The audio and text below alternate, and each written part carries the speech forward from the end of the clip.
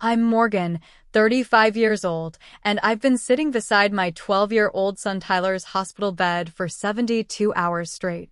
The accident destroyed his bike and left him unconscious in the ICU. My eyes were burning from lack of sleep when my phone rang. It was my mother. "Tomorrow is your sister's birthday party. Make sure you help prepare." I couldn't believe what I was hearing. "I can't. This isn't the time." Her response chilled me to the bone. "If you don't come, I'll cut you off." I hung up and deleted her number. "Where are you watching from today?" Hit like and subscribe to hear what my son said when he finally woke up on the day of that party. Growing up in our pristine suburban home in Connecticut, I learned early that perfection was the only acceptable standard. My mother, Barbara, ruled our household with impossible expectations and conditional love. From the beginning, it was clear that my younger sister Vanessa was the golden child. With her natural talent for piano, straight A report cards, and effortless social grace, she embodied everything my mother valued. I wasn't a bad kid by any measure. I got decent grades, played soccer, and kept out of trouble. But in Barbara's eyes, I was perpetually insufficient. "Why can't you be more like your sister?" became the soundtrack of my childhood. If Vanessa brought home an A, my B+ was a disappointment. If she won first place in the talent show, my third-place soccer tournament trophy barely earned a glance. Dad worked long hours at his accounting firm and often traveled for business. When he was home, he tried to buffer Mom's criticism, but he was no match for her iron will. "Your mother just wants what's best for you, Morgan," he'd say with a tired smile. But what she thought was best for me was becoming a carbon copy of Vanessa. By high school, I'd given up trying to compete. Instead, I focused on finding my own path. I discovered photography, capturing moments of authentic beauty rather than manufactured perfection. I volunteered at the local animal shelter, finding comfort in the unconditional affection of abandoned dogs and cats. Through these outlets, I started building an identity separate from the comparative shadow of my sister. Then I met David during my sophomore year of college. He was studying engineering on an ROTC scholarship, with plans to join the Army after graduation. David saw me for who I really was. He loved my candid photographs, laughed at my dorky jokes, and never once compared me to anyone else. For the first time, I felt truly valued. When I told my parents about our engagement at 22, my mother's reaction was predictably cold. "You're throwing away your future for a military boy? What about graduate school?" She couldn't understand that I'd found something more valuable than the prestige she craved. David's family welcomed me with open arms, Sunday dinners full of laughter and genuine conversation. We married despite my mother's disapproval. She attended the wedding with a tight smile, criticizing everything from the modest venue to my simple dress. Dad slipped me an envelope with a check, whispering, "I'm proud of you, kiddo," when Mom wasn't looking. Tyler came along a year later, a perfect baby boy with David's curly hair and my green eyes. Even Barbara seemed to soften around him, though she couldn't resist suggestions about his care. "You're holding him too much, Morgan. You'll spoil him." Or, "That pediatrician doesn't seem very experienced. You should see Dr. Roberts instead." For 7 years, we made it work. David deployed twice, and during those long months, I sometimes relied on my parents for help with Tyler. Each time, it came with strings attached and streams of criticism about my parenting, my career choices as a part-time photographer, and my cluttered apartment. Then came the day that shattered our world. 2 officers at my door, solemn faces, a folded flag. David wouldn't be coming home from Afghanistan. Just like that, I was a 29-year-old widow with a 5-year-old son who couldn't understand why Daddy wasn't answering his video calls anymore. Grief consumed me, but Tyler needed stability. I moved us to a smaller apartment, took a steady job as a school administrative assistant, and learned to be both mother and father to my bewildered little boy. David's life insurance and military benefits kept us afloat financially, but emotionally, we were drowning. My mother's response to our tragedy was to intensify her control. "You should move back home, Morgan. You can't raise a boy alone." When I refused, she found other ways to undermine me. She'd buy Tyler expensive gifts I couldn't afford, then remind him, "Mommy can't give you these things, but Grandma can." She'd schedule activities during my limited time with him, then make me the villain when I objected. Meanwhile, Vanessa's life continued its picture-perfect trajectory. She married a successful dentist, had twin girls, and lived in a house that belonged in a magazine. Every family gathering became an opportunity for Barbara to highlight the contrast between our lives. Vanessa's girls are already reading at a third-grade level. Is Tyler still struggling with math? Or look at this beautiful vacation photo from their trip to Europe. When was the last time you took Tyler anywhere special, Morgan? Still, I maintained the relationship for Tyler's sake. He loved his cousins, and occasionally, when my mother wasn't actively criticizing me, we had moments that almost felt like family. Dad continued to be my quiet ally, slipping me encouraging notes or calling just to check in when Mom wasn't around. The years passed in this uneasy balance. Tyler grew from a grief-stricken 5-year-old into a thoughtful, resilient 12-year-old with his father's kind heart and determined spirit. We developed our own traditions and support systems. My coworkers became friends who understood my single mom struggles. David's parents, though living in Arizona, maintained a loving long-distance relationship with their grandson through weekly video calls and summer visits. Gradually, Tyler and I built a new normal. The raw wound of David's absence slowly transformed into a tender scar. We still missed him terribly, but we could talk about him without breaking down, sharing memories and keeping his spirit alive in our small family of 2. In recent months, things had actually been looking up. I'd been promoted at work, giving us a bit more financial breathing room. Tyler had joined the school science club and found his passion for robotics. We'd even planned a special trip to Washington, D.C. for spring break, our first real vacation in years. What I didn't realize was that our fragile peace with my mother was about to be tested in ways I never imagined. And when the moment of truth arrived, I would finally have to decide, would I continue the cycle of seeking approval I'd never receive, or would I find the courage to protect what mattered most, even at the cost of family ties? It was an ordinary Saturday morning, the kind that promised nothing more eventful than laundry, grocery shopping, and maybe a movie night. Tyler bounded into the kitchen, vibrating with excitement about riding bikes with his friends. The weather was perfect, clear blue skies, and the first real warmth of spring after a long Connecticut winter. "Can I go to the bike trail with Jake and Marcus?" "Jake's dad is taking us." "They'll pick me up in 30 minutes, Tyler asked, already halfway through a bowl of cereal. I glanced up from my coffee and grocery list. "Helmet and phone?" I asked, our standard safety check. "Yes, and yes," he replied, rolling his eyes with the particular exasperation only preteens can perfect. "I'm not a little kid anymore, Mom." I smiled, ruffling his hair as he ducked away. "Humor your overprotective mother. Be back by 4, okay? We need to shop for your science project supplies." "Deal." He finished his breakfast in record time, then darted off to get ready, all gangly limbs and boundless energy. I watched him pedal away with his friends from our apartment window, waving when he looked back. It was the last moment of our old life, though I didn't know it then. The call came at 11:27. An unfamiliar number, a woman's voice asking if I was Tyler Williams' mother. The world narrowed to a pinpoint as she explained there had been an accident. A car had swerved onto the bike trail. Tyler was being transported to Hartford Memorial. Critical condition. I don't remember driving to the hospital. I must have locked the apartment, found my keys, navigated traffic.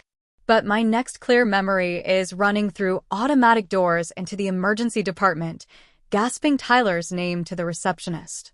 "He's already been taken to surgery," she told me gently. "Let me page someone to update you."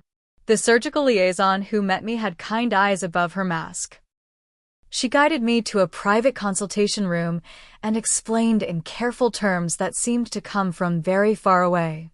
Tyler had suffered severe head trauma, a broken femur, broken ribs, and internal bleeding. The neurosurgeon was working to relieve pressure on his brain. The orthopedic team would address his other injuries once he was stabilized. It would be several hours before they knew more. "Is he going to die?" I asked, my voice not sounding like my own.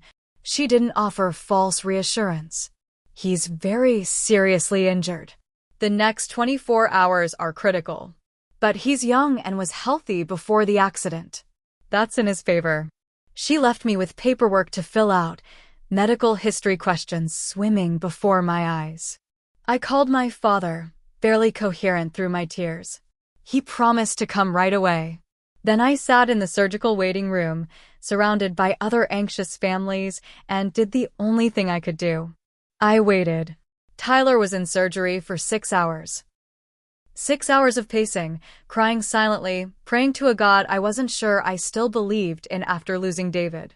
6 hours of bargaining, promising anything if only my son would live. When the surgeon finally appeared, his face was grave.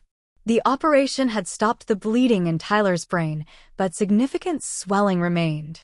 They'd placed him in a medically induced coma to give his brain time to heal.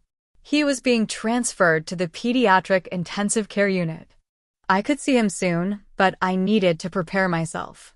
There would be tubes, machines, bandages. He wouldn't look like the boy who had ridden away that morning. "The next 48 hours will tell us a lot," the doctor said. "I wish I could give you certainties, Ms. Williams, but head injuries are unpredictable. We just have to wait and see." My father arrived just as they were settling Tyler in the ICU.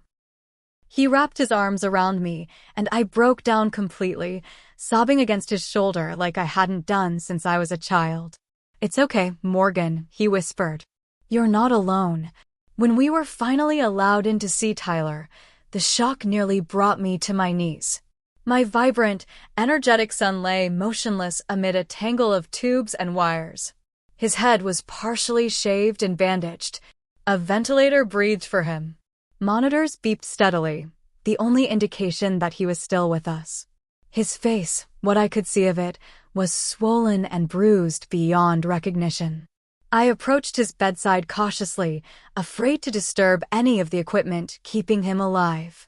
The nurse, Susan, gently guided me to the chair beside him. "You can touch his hand," she said. "Talk to him. Many coma patients can hear even if they can't respond." So I took his small hand in mine, careful of the foreline, and began to talk. I told him about the robot kit waiting for him at home. I reminisced about the Halloween when he insisted on being an engineer astronaut like his dad wanted to be. I promised him trips to every science museum in the country once he recovered. I kept talking even when my throat was raw, afraid that if I stopped, some tenuous connection between us might be lost. Dad stayed until evening, then reluctantly left to update my mother, who hadn't bothered to come. "She's organizing some church function," he explained apologetically. "She sends her prayers." I nodded, too exhausted to feel the hurt that would come later. That first night established the pattern of the next 3 days. I refused to leave Tyler's side except for the briefest bathroom breaks. The ICU staff brought me blankets for the reclining chair, offered to arrange cot in the family room, but I couldn't bear to be away from him. Every beep of the monitors, every slight change in his condition sent my heart racing. What if he woke up confused and afraid without me there? What if he took a turn for the worse and I wasn't by his side? The doctors made their rounds, adjusting medications, checking reflexes, explaining test results in terms I struggled to comprehend through my fog of fear and exhaustion. The nurses became my lifeline, explaining what the doctors had said in simpler terms, showing me how to interpret the monitors, bringing me coffee and occasionally gentle pressure to eat something. Jake's parents came, bringing my laptop and some clothes from my apartment. Jake himself stood in the doorway, pale and shaken, unable to look directly at Tyler. "It's not your fault," I told him, though neither of us believed it yet. My coworkers organized a meal train, dropping off containers of food I barely touched. Tyler's science teacher brought a card signed by his entire class.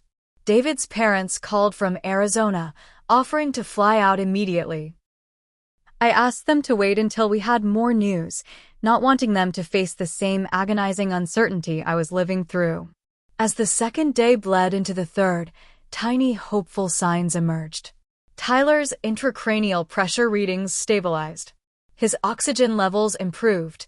The doctor cautiously decreased his sedation, watching for signs of consciousness. But still, my son didn't wake up.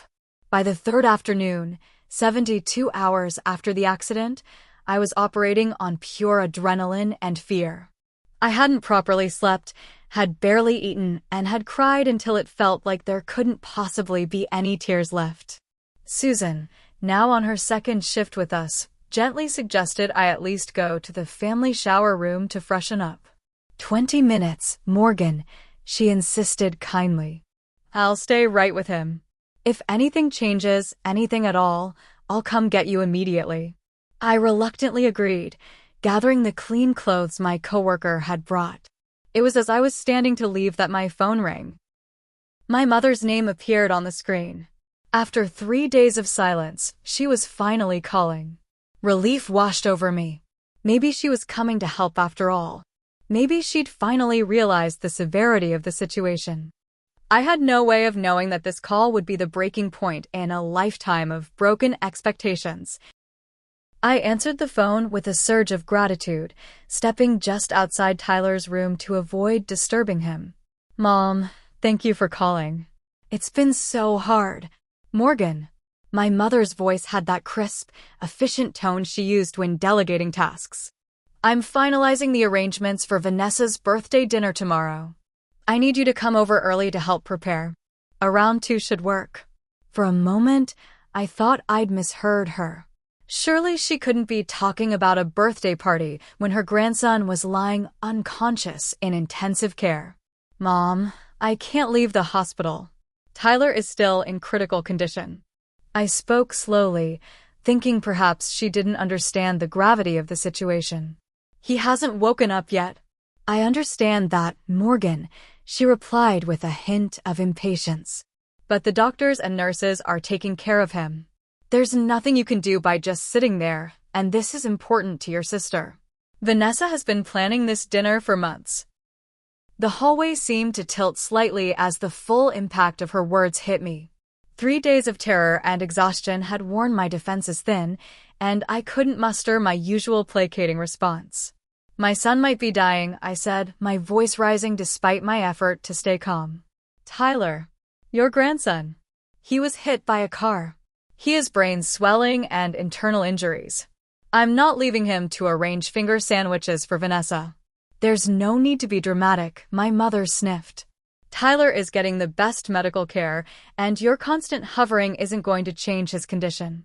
Family obligations don't disappear just because you're facing challenges. Challenges? I repeated incredulously. This isn't a flat tire or a broken dishwasher, Mom. My son is fighting for his life. And he will continue to do so whether you're sitting in that depressing hospital or not, she countered. Meanwhile, your sister will be devastated if you miss her birthday. You know how sensitive she is. The familiar guilt tactics washed over me. All my life, I'd been conditioned to put Vanessa's feelings above my own, to make allowances for her sensitivity, while my own pain was dismissed as overreaction. But this wasn't about me anymore. This was about Tyler. I'm sorry Vanessa will be disappointed, I said, struggling to keep my voice steady. But I need to be here for my son. Morgan Williams. My mother's voice took on the steely tone that had intimidated me since childhood. After everything your father and I have done for you, especially since David died, this is how you repay us? Do you know how it will look if you're not there? What will I tell our friends from church? A nurse passed by, giving me a concerned glance. I realized I was trembling, my free hand clenched into a fist at my side. The mention of David, used as a manipulation tactic, ignited something inside me that 3 days of fear had compressed into a diamond-hard resolve. What exactly have you done for me since David died, Mom? I asked quietly. Criticized my parenting? Undermined my decisions? Used your financial advantages to make Tyler feel the lack in our life? Tell me, what support have you actually provided that didn't come with strings attached? How dare you, she gasped. We've given you money when you needed it. We've included you in family gatherings despite your constant attitude. We've maintained our relationship with Tyler even though you moved him across town away from us. Each accusation landed like a physical blow, but instead of cowering as I normally would, I found myself standing straighter. I moved across town because I found an apartment I could afford near a good school. I've never had an attitude about family gatherings. I've simply asked that you respect my work schedule and Tyler's activities. And yes, you've given us money occasionally, always with the reminder of how desperately we need it and how fortunate we are to have your charity. This is exactly what I'm talking about, she huffed. You twist everything into some sort of attack. This kind of victim mentality isn't healthy for Tyler, you know. Look where your independence has gotten you now. The implication that Tyler's accident was somehow a consequence of my inadequate parenting sent ice through my veins. For a moment, I couldn't speak, her words feeding the guilt that had been my constant companion since the accident.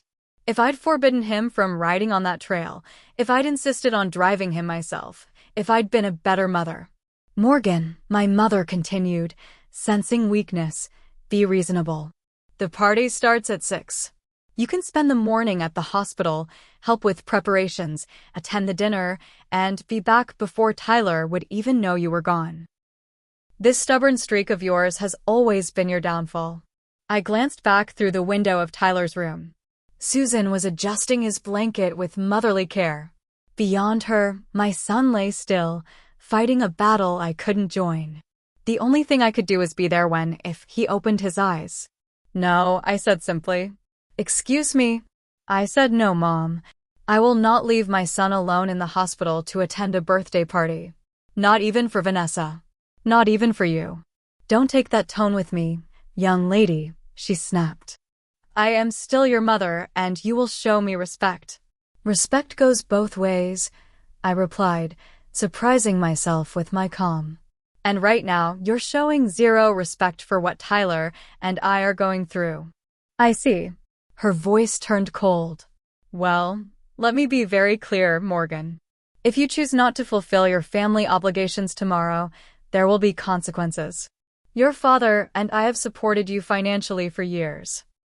The trust fund for Tyler's education, the money we set aside for emergencies, all of that can be reconsidered.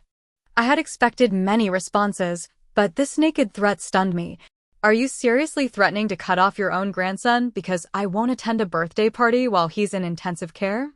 I'm simply pointing out that family loyalty is a two-way street. If you don't come, I'll cut you off. It's your choice. In that moment, something broke inside me.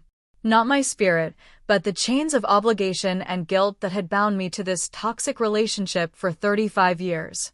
With crystal clarity, I saw the pattern that had defined my entire life with my mother: conditional love, emotional manipulation, and the constant threat of withdrawal if I didn't comply with her demands. You're right, Mom. It is my choice. My voice was steady, almost serene. And I choose my son. Goodbye. I ended the call and stood motionless in the sterile hospital hallway. For the first time in days, tears weren't threatening to overwhelm me. Instead, a strange calm had settled over me. I opened my contacts, found my mother's entry, and after only a moment's hesitation, deleted it from my phone.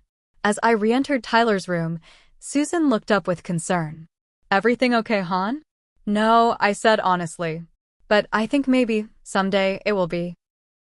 After my shower, I returned to my post beside Tyler's bed with a strange mixture of liberation and dread churning inside me. The immediate aftermath of cutting ties with my mother left me almost lightheaded, as if I'd put down a burden I'd been carrying so long I'd forgotten what it felt like to stand straight. But as the hours ticked by, doubt crept in.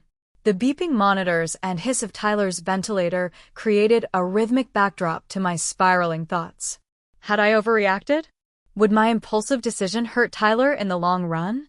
The trust fund my parents had established for his college education wasn't enormous, but it represented security I couldn't provide on my own. And what about our tenuous family connections? Despite everything, Tyler loved his grandparents in the uncomplicated way children do. A memory surfaced unbidden. Tyler at 7, returning from a day with my parents while I worked overtime. His small face serious as he asked, "Mommy, Grandma says we're poor. Are we poor?" I'd been folding laundry, and the basket had slipped from my hands, scattering clean clothes across our small living room floor. "No, sweetie," I'd told him, kneeling to his level. "We have everything we need. We have our apartment, food, your school, and most importantly, we have each other." He'd nodded, but added, "Grandma says if you'd married someone with a real job instead of a soldier, we'd have a big house like Aunt Vanessa." The memory still stung, not just for the casual cruelty of disparaging David's military service, but for the confusion it had caused Tyler. I'd spent that evening reassuring him that his father was a hero, that our life was valuable exactly as it was. But the seed of doubt had been planted, and over the years, similar comments had watered it. Susan returned from her break, checking Tyler's vitals and recording them in her chart. "His numbers are looking better," she observed. "Blood pressure's stabilizing nicely. Is that a good sign?" "For waking up, I mean." I asked the same question I'd been asking for days. "It's definitely not a bad sign," she replied with the careful optimism I'd come to appreciate. "His body is healing. The brain takes its own time, but everything I'm seeing suggests he's moving in the right direction." After she left, I took Tyler's hand again. "I don't know if I did the right thing, buddy," I whispered to him. "But I couldn't leave you. Not for anything or anyone." The day stretched on, punctuated by medical checks, quiet conversations with nurses, and the delivery of another meal I couldn't bring myself to eat. My father called in the afternoon, his voice hesitant. "Your mother told me what happened," he began. "Did she tell you she threatened to cut off Tyler's college fund if I didn't attend Vanessa's birthday party?" I asked. A heavy sigh. "She didn't phrase it quite that way to me. She said you were being unreasonable and disrespectful." "Dad, I've been sitting in this hospital for 3 days straight. Tyler hasn't opened his eyes once. The doctors still can't tell me if he'll have brain damage if he wakes up. And Mom's big concern is that I help decorate for Vanessa's party." "Your mother doesn't deal well with situations she can't control," he said quietly. "This scares her, Morgan. You know how she is." "That's not an excuse," I replied, too tired for anger. "Has she even asked how Tyler is doing?" His silence was answer enough. "I thought so," I said. "Look, Dad, I love you and I know you're caught in the middle. But I can't do this anymore. Not while Tyler needs me to be completely present for him." "I understand," he said, and I thought maybe he actually did. "I'll check on you tomorrow." After we hung up, my mind drifted to earlier conflicts with my mother, searching for patterns I'd been too close to see. There was my high school graduation when she'd criticized the dress I'd saved up to buy because it wasn't the one she would have chosen. My college scholarship, diminished because community college doesn't really count. My wedding, which she'd attended with visible displeasure, later telling relatives that she'd tried to talk sense into me about marrying so young. Then there was the aftermath of David's death. She'd arrived at my apartment the day after the funeral, armed with real estate listings in their neighborhood. "You can't possibly stay here now," she declared, as if the decision had already been made. When I'd explained that Tyler needed stability, that uprooting him from his school and friends would only add to his trauma, she'd accused me of being stubborn and ungrateful. The pattern was always the same. My choices were wrong because they weren't her choices. My priorities were misguided because they differed from hers. My life was inadequate because it didn't match her vision for me. A hospital chaplain stopped by in the early evening, offering spiritual support. I wasn't particularly religious, but something about his gentle presence broke through my isolation. "I just cut ties with my mother," I found myself telling him. In the middle of all this, with my son so sick, I deleted her number from my phone. Instead of the judgment I half expected, he nodded thoughtfully. "Crisis has a way of clarifying what's truly important," he said. "And sometimes, it gives us the courage to make difficult decisions we've been avoiding." But what if I'm punishing Tyler for my issues with my mother? The college fund, the family connections. "May I offer a perspective?" he asked, and when I nodded, continued, "From what you've told me, your mother was using financial support as a tool of control. That's not a gift, it's a transaction. And transactions always come with terms and conditions." His words resonated with something deep inside me. All these years, I'd been accepting my mother's help while ignoring the invisible strings attached to every dollar, every interaction. As for family connections, he went on, healthy relationships build us up. They don't tear us down. What lesson would your son learn if he saw you abandon him in his time of greatest need in order to please someone who shows so little regard for either of you? Put that way, the answer seemed clear. Yet as night fell and the hospital quieted, doubt returned.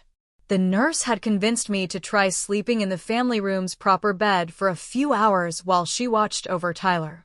Lying in the unfamiliar room, staring at the ceiling, I replayed every word of the conversation with my mother. Had I been too harsh? Should I have simply explained again how serious Tyler's condition was? But I had explained, I reminded myself. I'd been explaining my needs and boundaries to my mother my entire life, and she had consistently disregarded them. Still, the prospect of being truly cut off from my family sent waves of anxiety through me. The modest inheritance I'd someday receive from my parents represented security I couldn't provide on my own. The family home where I'd grown up, despite the complicated emotions attached to it, was still part of Tyler's heritage. Was I throwing away his birthright because of my own wounded pride? No, I decided as exhaustion finally pulled me toward sleep. This wasn't about pride. It was about breaking a cycle of emotional manipulation that would otherwise eventually ensnare Tyler too. If my son was going to heal and thrive, he needed a mother who modeled self-respect and healthy boundaries.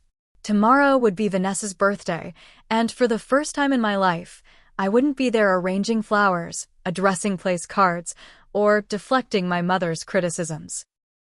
Whatever consequences came from that decision, I would face them for Tyler's sake. And maybe, just maybe, for my own.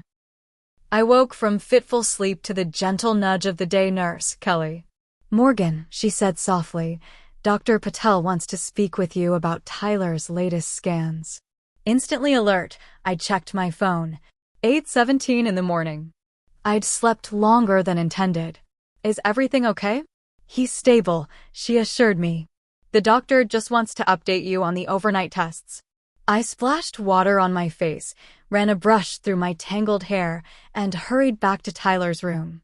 Dr. Patel, the neurologist who'd been overseeing Tyler's care, was reviewing charts at the nurse's station. "Ms. Williams," he greeted me with his quiet confidence. "We've got the results from Tyler's overnight EEG and the follow-up CT scan." My heart hammered as he continued, "The good news is that the intracranial pressure has continued to decrease. The swelling is resolving more quickly than we anticipated." "And the bad news?" I asked, bracing myself. "Not bad news, exactly, but reason for continued caution. We're not seeing the level of brain activity we'd hoped for at this stage. It doesn't mean he won't wake up, but it suggests we need to be patient." Patient. The word echoed hollowly. How much more patient could I be? What's the next step? "We're going to start gradually reducing the sedation today. If all goes well, we might be able to attempt removing the ventilator tomorrow or the day after." As we discussed details, my phone buzzed in my pocket. A text from Vanessa. "Mom says you're not coming today. I know Tyler is sick, but it's just a few hours. You could at least send a gift." I stared at the screen, momentarily speechless. Just sick? As if my son had a cold or a sprained ankle. I silenced the phone without responding and refocused on Dr. Patel's instructions. Throughout the morning, the texts kept coming. "Aunt Judith, your mother is beside herself. Family should come first. Cousin Rachel, everyone's asking where you are. So awkward. Uncle Steve. Your sister only turns 30 once, kiddo. Each message twisted the knife, not because they made me doubt my decision, but because they revealed how completely my family misunderstood or minimized what Tyler and I were going through. Not one of them asked how Tyler was doing. Not one expressed genuine concern for his condition or offered support. Around noon, as I was helping the physical therapist move Tyler's limbs to prevent muscle atrophy, my phone rang. My father. How is he today? He asked, background noise suggesting he was in the car. About the same, I replied. They're reducing his sedation gradually. We're hoping for signs of consciousness soon. That's good, he said, sounding distracted. Listen, Morgan, I'm driving your mother and Vanessa to pick up the cake. Is there any chance you've reconsidered? Even for an hour? Something in me snapped. No, Dad. I haven't reconsidered. I'm not leaving my critically injured child alone in the hospital to celebrate Vanessa's birthday. The fact that anyone in this family thinks I should is absolutely insane. You don't need to take that tone, he said, his voice hardening. Your mother is very upset. My mother is always upset when she doesn't get her way, I replied. Meanwhile, I'm terrified my son might never wake up, and not one person in this family besides you has even asked how he's doing. That's not fair, Morgan. We're all concerned about Tyler. Are you? Because from where I'm sitting, it seems like Vanessa's birthday cake is the top priority. He sighed heavily. I'll try to come by the hospital later. Don't bother if it's going to cause problems with Mom, I said, suddenly too exhausted for this conversation. Just enjoy the party. After we hung up, I turned my phone off completely. The stream of guilt-inducing messages was interfering with my ability to focus on Tyler, and right now, he needed me present and clear-headed. The afternoon crawled by as the medical team gradually adjusted Tyler's medications. I watched obsessively for any sign of response, a twitch of fingers, a flicker of eyelids, anything to indicate he was coming back to me. But hour after hour, he remained still. Dr. Patel returned in the late afternoon, examining Tyler thoroughly and reviewing the latest vital signs. His body is responding well to the medication changes, he noted. Remember, this is a marathon, not a sprint. Each patient follows their own timeline. As he was leaving, he paused in the doorway. Ms. Williams, forgive me if this is overstepping, but Nurse Susan mentioned you've been here continuously for 4 days now. I can't leave him, I said simply. I understand that instinct completely, he replied. But as a doctor, I need to point out that exhaustion compromises your immune system and cognitive function. You won't be able to support Tyler effectively if you collapse. What would you do? I asked. If it was your child? His professional demeanor softened slightly. I'd probably do exactly what you're doing, he admitted. But I'd also recognize that taking care of myself is part of taking care of my child. Short breaks, proper meals, even brief walks outside the hospital, these things aren't abandonment. They're necessary maintenance. His words reminded me of airline safety instructions. Put on your own oxygen mask before helping others. I'll try, I promised, though the thought of leaving Tyler still filled me with anxiety. There's something else, he added hesitantly. Family conflicts often intensify during medical crises. Whatever's happening with your relatives, don't let it consume the emotional energy Tyler needs from you right now. I nodded, struck by his insight. Thank you. After he left, I sat with his advice, recognizing its wisdom. The conflict with my mother had been building for decades.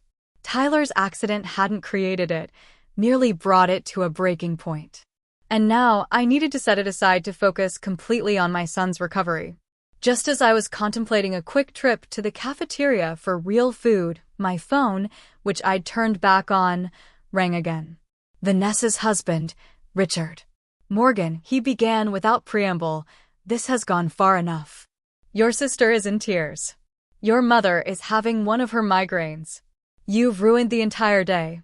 Richard, my son is in a coma, I said, keeping my voice low despite the anger bubbling up. I'm sorry Vanessa is upset, but my priority has to be Tyler right now. Look, no one's saying Tyler isn't important, he replied with the condescending tone he typically reserved for discussions about my financial situation. But your attitude is causing real distress to your family. Your mother says this is typical behavior from you, always putting your own drama above everyone else's needs. Something inside me, some final thread of restraint, broke. My drama? My 12-year-old son was hit by a car, Richard. He has a traumatic brain injury. He hasn't opened his eyes in 4 days. I haven't left this hospital since the ambulance brought him here. I've barely slept.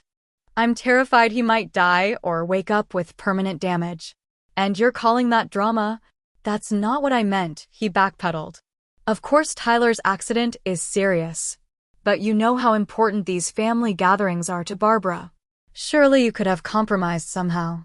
Compromise? I repeated incredulously. What exactly would that look like, Richard? Should I leave my unconscious son alone so I can help arrange Vanessa's birthday flowers? Should I abandon him when he might wake up confused and frightened, just to keep my mother happy? Tell me, what compromise would you suggest if it was one of your children lying here? His silence told me everything I needed to know. That's what I thought, I continued, my voice steadier now.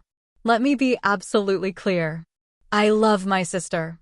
I'm sorry she's upset on her birthday. But I will not leave my son's bedside for a party, and the fact that anyone in this family expects me to do so tells me everything I need to know about where Tyler and I stand in the hierarchy of importance. You're being melodramatic, he tried again, but with less conviction. No, Richard, for the first time in my life, I'm seeing things exactly as they are. Please don't call again unless it's to ask how Tyler is doing or to offer actual support. I ended the call and turned to find Kelly standing in the doorway with wide eyes. I'm sorry, I said, embarrassed by my outburst. Family stuff. Never apologize for standing up for your child, she replied firmly. In my 15 years of nursing, I've seen all kinds of family dynamics play out in these rooms. Trust me, you're doing the right thing being here. Her validation meant more than she could know. Thank you. Now, she continued briskly, I'm ordering you to go to the cafeteria and eat an actual meal while I sit with Tyler. Doctor's orders. 20 minutes, minimum. For the first time in days, I felt the ghost of a smile cross my face. Yes, ma'am. The hospital cafeteria was relatively quiet at 5 in the afternoon, between the lunch and dinner rushes. I selected a sandwich and soup, then sat by a window overlooking the parking lot. Outside, life continued normally. People came and went, completely unaware that my entire world was contained in a small ICU room 4 floors above. As I ate mechanically, I checked the time. 5:20. Vanessa's party would be starting soon. For a moment, I pictured the familiar scene. My mother's immaculate dining room, the table set with her best china, Vanessa holding court as the guest of honor. For the first time in my adult life, I wouldn't be there in my assigned supporting role. Strange as it seemed, amid all the fear and exhaustion, I felt an unfamiliar sense of peace about that decision. The oxygen mask metaphor came back to me. By refusing to abandon Tyler, I wasn't just caring for him. I was finally putting on my own mask first after years of oxygen deprivation. I had just finished eating when my phone rang. Kelly's number. My heart lurched as I answered. Morgan, she said urgently, you need to come back right now. Tyler's monitors are showing changes. I was already running for the elevator. Changes? Is he okay? Just get here, she replied. Hurry. I raced back to Tyler's room, my heart pounding so hard I could feel it in my throat. The elevator seemed agonizingly slow, stopping at every floor despite my frantic button pressing. When it finally reached the pediatric ICU, I sprinted down the hallway, dodging a meal cart and nearly colliding with an orderly. Outside Tyler's room, I paused for a split second, terrified of what I might find inside. Had he taken a turn for the worse? Was this the moment I'd been dreading, when the doctors would tell me they'd done everything they could? Drawing a deep breath, I pushed open the door. Kelly was bent over Tyler's bed, adjusting something on one of the monitors. She looked up as I entered, her expression unreadable. "His EEG patterns changed," she said. "I called Dr. Patel. He's on his way." "What does that mean?" I asked, moving to Tyler's side. He looked the same, still and pale among the tubes and wires. "Is it bad?" "Not necessarily," she replied cautiously. "There's increased brain activity. It could be a positive sign." I took Tyler's hand, careful of the foreline. "Tyler? Sweetheart, it's Mom. I'm here."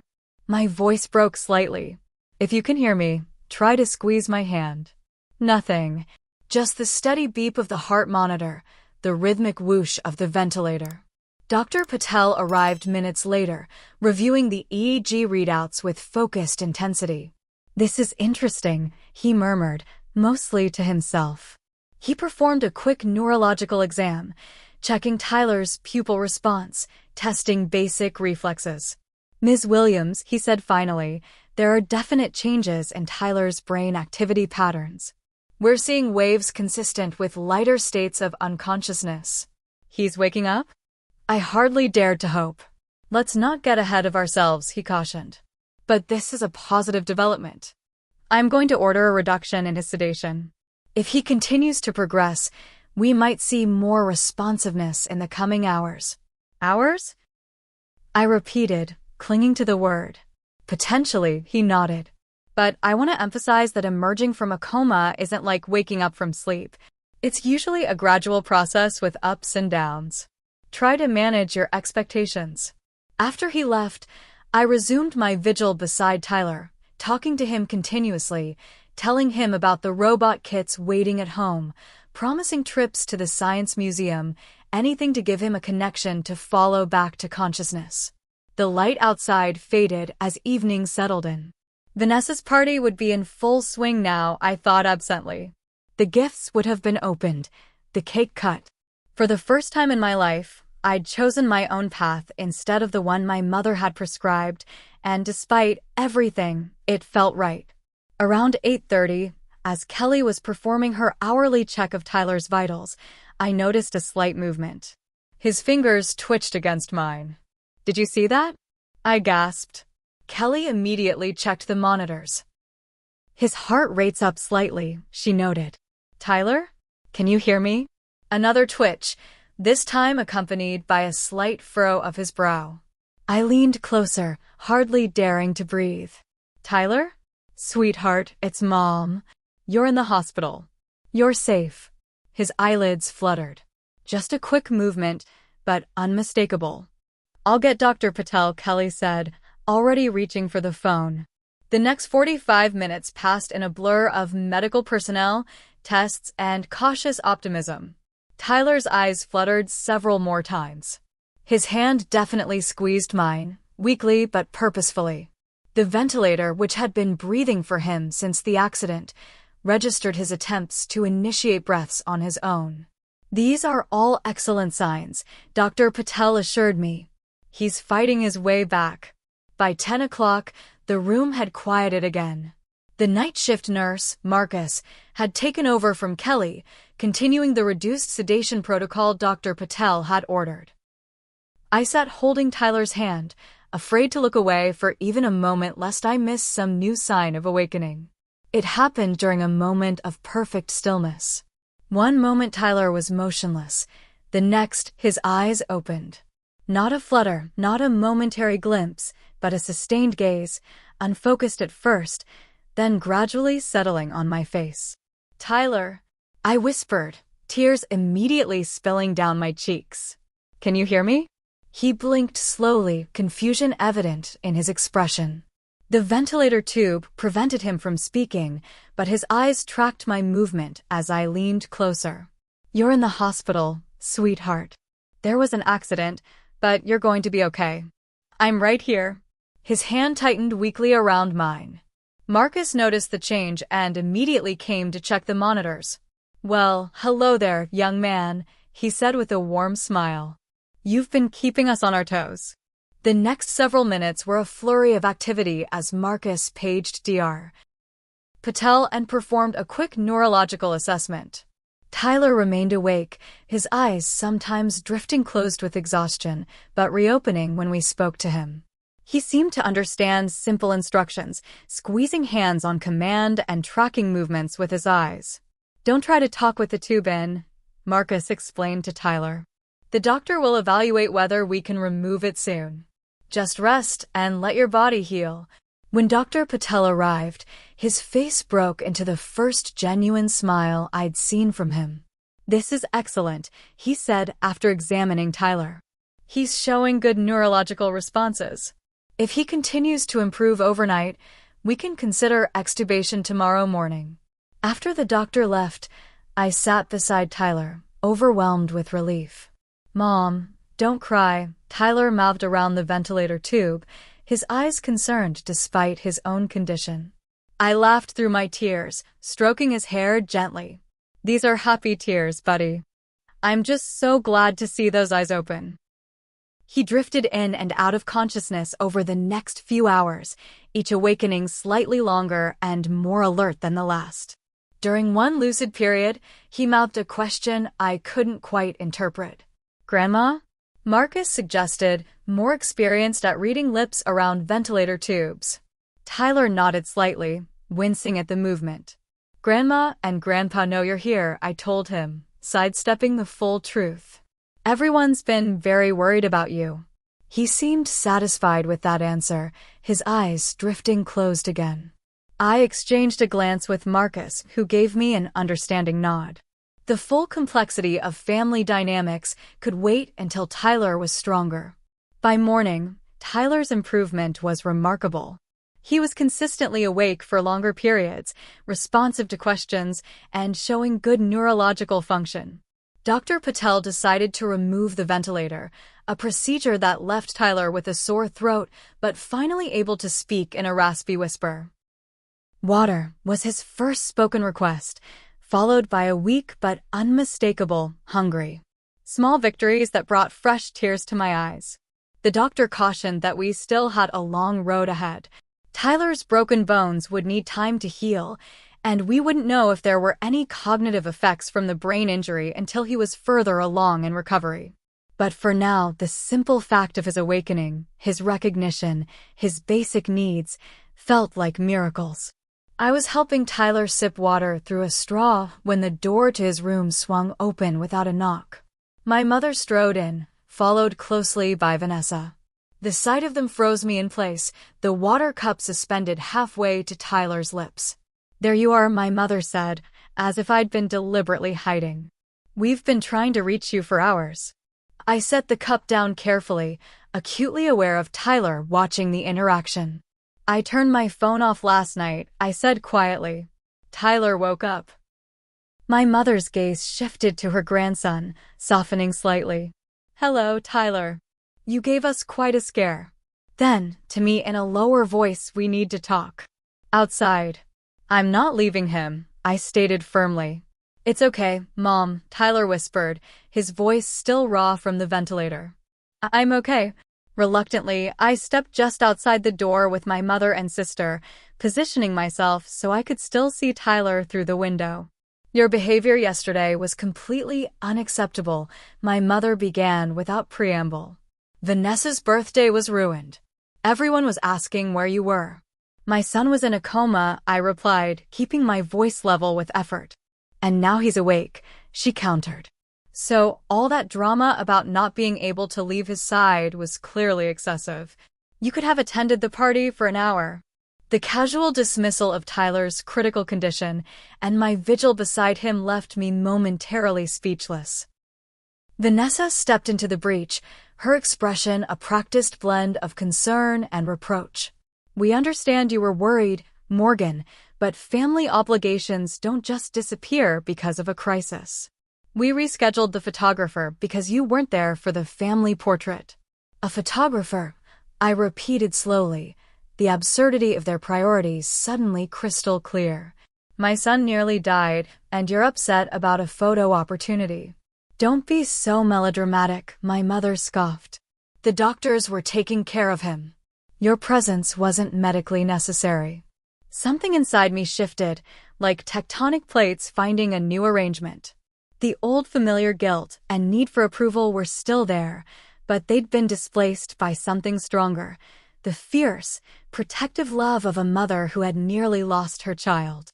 Let me be very clear, I said, my voice steady despite the anger coursing through me. Tyler woke up last night, not because of medical intervention, but because he was fighting his way back. He opened his eyes and saw me, his mother, beside him where I had promised to be.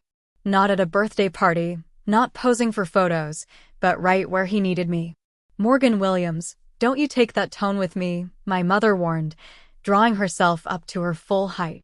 After everything your father and I have done for you and Tyler, this is the gratitude we get? The disrespect. What exactly have you done, Mom? I asked, surprising myself with my calm. You've criticized my parenting, undermined my decisions, used money as a weapon, and now, when my child is seriously injured, your biggest concern is that I missed a party. So please, tell me what gratitude you feel entitled to. Vanessa gasped at my unprecedented defiance. My mother's face hardened into the expression I'd feared my entire life, the look that preceded punishment, withdrawal, cold silence. I see you've made your choice, she said icily. Don't expect any further financial support from us. The trust fund, the inheritance, all of it will be reconsidered. I expected nothing less, I replied, the words bringing a strange liberation. Now, if you want to see Tyler, you can come in one at a time, be positive and supportive, and stay no more than 5 minutes. He's still recovering and doesn't need stress. You can't dictate the terms of our relationship with our grandson, my mother sputtered. Actually, I can and I will. I'm his mother and his legal guardian. If you can't respect these boundaries, I'll ask security to escort you out. For a moment, I thought she might actually strike me. Instead, she turned on her heel and stalked toward Tyler's room. I quickly stepped in front of her. One more thing. He doesn't know about our conflict, and this isn't the time to burden him with it. If you say one word to upset him, you will never see him again. The absolute certainty in my voice must have convinced her I meant it. She nodded stiffly and entered the room, transforming instantly into the doting grandmother role she played so well for audiences. I stayed by the door, watching like a hawk as she spoke softly to Tyler, patting his hand and telling him how worried we all had been. Tyler, still weak and groggy, seemed confused by her presence, but managed small responses to her questions. After exactly 5 minutes, I stepped forward. Tyler needs to rest now. My mother straightened, the pleasant mask slipping slightly. I've hardly had any time with him. 5 minutes, as we agreed, I replied firmly. You can visit again tomorrow if Tyler feels up to it. She gathered her designer purse, leaning down to kiss Tyler's forehead. Grandma will be back soon, sweetheart. You focus on getting better. After she stepped out, Vanessa took her turn, clearly uncomfortable with the tension, but making an effort to be cheerful for Tyler's benefit. She showed him pictures of his cousins on her phone and promised to bring them to visit when he was stronger. When both had left, I returned to Tyler's side, emotionally drained but resolute. You okay, buddy? He nodded slightly, then whispered, Were you fighting? About the party. I considered how to answer, balancing honesty with his fragile condition. We had a disagreement, I admitted. Grandma wanted me to go to Aunt Vanessa's birthday yesterday, but I needed to be here with you. His eyes, so much like his father's, studied my face. You stayed with me the whole time? Every minute, I promised. And I'm not going anywhere. He seemed to process this, then whispered something so quietly I had to lean closer to hear. You were right to stay with me. In that moment, as tears blurred my vision, I knew with absolute certainty that I had made the right choice. Not just for Tyler, but for both of us. The weeks following Tyler's awakening unfolded in a blur of medical assessments, physical therapy sessions, and small but significant victories. The first time he sat up without assistance. The day he took 3 steps with a walker. The morning he correctly solved a simple math problem, proving his cognitive functions were returning. Dr. Patel continued to caution that recovery from traumatic brain injury was rarely a straight line, and indeed, we faced setbacks along with progress. Tyler struggled with short-term memory issues, tiring easily during cognitive tasks. Headaches plagued him, sometimes mild, sometimes debilitating. The broken femur required a second surgery when it wasn't healing properly. Through it all, we found strength I hadn't known we possessed. Tyler approached each challenge with determination that brought both pride and heartache. "I get it from you, Mom," he told me once after a particularly difficult physical therapy session. Dad always said you were the strongest person he knew. Our support system expanded in unexpected ways. My coworkers organized a rotation to help with household chores. Jake's parents drove Tyler to appointments when I had to work. David's parents flew in from Arizona and stayed for 2 weeks, their practical support and unconditional love a balm for both of us. Meanwhile, my relationship with my parents entered uncharted territory. True to her word, my mother formally revised their will and trust documents, removing Tyler and me as beneficiaries. My father called to tell me, his voice heavy with regret but ultimately loyal to his wife. "She feels you've left her no choice, Morgan." "I understand, Dad," I replied, surprising myself with how little the financial loss stung compared to the preceding emotional damage. "But I hope you understand that I also had no choice." Vanessa's attitude shifted gradually from righteous indignation to cautious reconciliation attempts. She began sending Tyler small gifts, asking about his progress, even offering to help with transportation occasionally. I accepted these overtures for what they were, neither fully embracing nor rejecting the tentative olive branches. My mother's approach was more complex. She alternated between icy silence and occasional visits to Tyler that were all performance, no substance. She brought expensive presents I couldn't afford, reinforcing the disparity in our financial situations. She asked about his medical care with barely concealed criticism of my decisions. Each interaction left me emotionally depleted but increasingly certain of the boundaries I needed to maintain. 3 months after the accident, Tyler was finally cleared to return to school part-time. His homecoming teacher worked with us to create a modified schedule that accommodated his continuing recovery. His friends, awkward at first around his new limitations, gradually relaxed as Tyler's personality reemerged through the trauma. The first time he laughed, really laughed, at some silly joke during a video game session with Jake, I had to excuse myself to cry in the bathroom, overwhelmed with gratitude for that simple, precious sound I'd feared I might never hear again. 6 months post-accident, we established a new normal. Tyler walked with only a slight limp that the physical therapist assured us would likely disappear with continued exercises. His academic performance had nearly returned to pre-accident levels, though he still required extra time for tests and assignments. The headaches came less frequently, manageable with medication when they did occur. Throughout this period of recovery, I maintained the boundaries I'd established with my family. My mother's letters, filled with thinly veiled guilt trips and passive-aggressive jabs, were returned unopened. My father's occasional visits were welcomed, but kept carefully separate from the toxic dynamic with my mother. The financial implications of our estrangement were significant, but not insurmountable. I took on freelance photography work in addition to my school administration job, building a modest client base for family portraits and small events. We downsized to an even smaller apartment, cutting expenses wherever possible. The college fund we'd been counting on would need to be replaced with scholarships, loans, and my own savings, but we had time to figure it out. More importantly, I found myself breathing easier without the constant weight of seeking approval I'd never receive. The emotional energy previously consumed by managing my mother's expectations could now be directed toward Tyler's recovery and my own healing. 1 year after the accident, we celebrated Tyler's 13th birthday with a small gathering of the people who'd supported us through our darkest days. My coworkers brought a homemade cake. Jake's family arrived with thoughtfully chosen gifts within our new financial reality. David's parents called from Arizona, promising a special celebration during our planned visit that summer. Notably absent were my mother and Vanessa, though my father came briefly, bringing gifts from the family without specifying who had chosen or paid for them. After he left, Tyler asked the question I'd been expecting for months. "Mom, are we ever going to be close with Grandma again?" We sat on our small balcony, watching the sunset paint the sky in shades of orange and pink.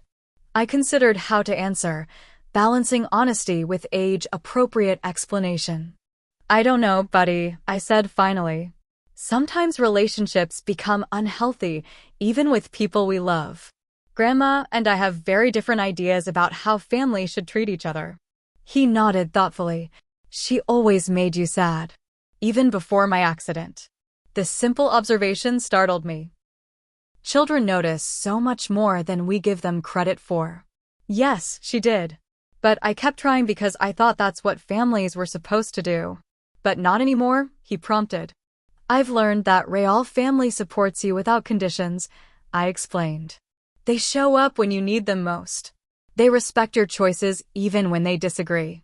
And sometimes, the family we choose is more reliable than the family we're born into." He considered this, absently rubbing the scar on his arm from one of his surgeries. "Like Jake's parents bringing me to therapy when you had to work? Or your friends from school bringing dinner every night that first month?" "Exactly like that," I smiled. "Those actions show real love, not just words." "Dad would be proud of you," Tyler said suddenly. "For being brave and standing up for yourself. For taking care of me." The unexpected statement brought tears to my eyes. "I think he'd be even more proud of you, Tyler. The way you fought to recover, how hard you've worked, how brave you've been through all of this." We sat in comfortable silence for a few minutes before Tyler spoke again. "I don't need Grandma's money for college. I'm going to get scholarships. And maybe I can work while I study like Dad did." His resilience and determination never failed to amaze me. "That's the plan," I agreed. "And we have 5 years to figure it out. We'll make it work, just like we always do." As the sky darkened and stars began to appear, I reflected on how far we'd come from those terrifying days in the ICU. The path had not been easy, and we still faced challenges ahead. But we had found strength neither of us knew we possessed, built a support network based on genuine care rather than obligation, and learned that sometimes setting boundaries, even painful ones, was an act of self-preservation rather than selfishness. Tyler's accident had nearly broken me. My mother's ultimatum had forced me to choose between generational patterns of emotional manipulation and my own well-being. In choosing myself and my son, I had finally broken free from the chains of conditional love and approval-seeking that had defined my entire life. The trust fund was gone. The inheritance would never materialize. The family connections were strained or severed. But in their place, we had built something more valuable: authentic relationships, self-respect, and the knowledge that we could weather even the most devastating storms together. As Tyler dozed against my shoulder, exhausted from the day's celebration but content, I whispered the truth that had emerged from our ordeal. Sometimes the hardest choice is the right one, and the heaviest things to let go of are the ones weighing us down the most. Where would you draw the line between family obligation and self-preservation? Have you ever had to make a difficult choice to protect your mental health or your child's well-being? Please share your thoughts in the comments below, and if this story resonated with you, hit that like button and subscribe for more real-life experiences. Thank you for being part of this journey with me, and remember that sometimes the family we choose is the one that truly supports us through our darkest moments.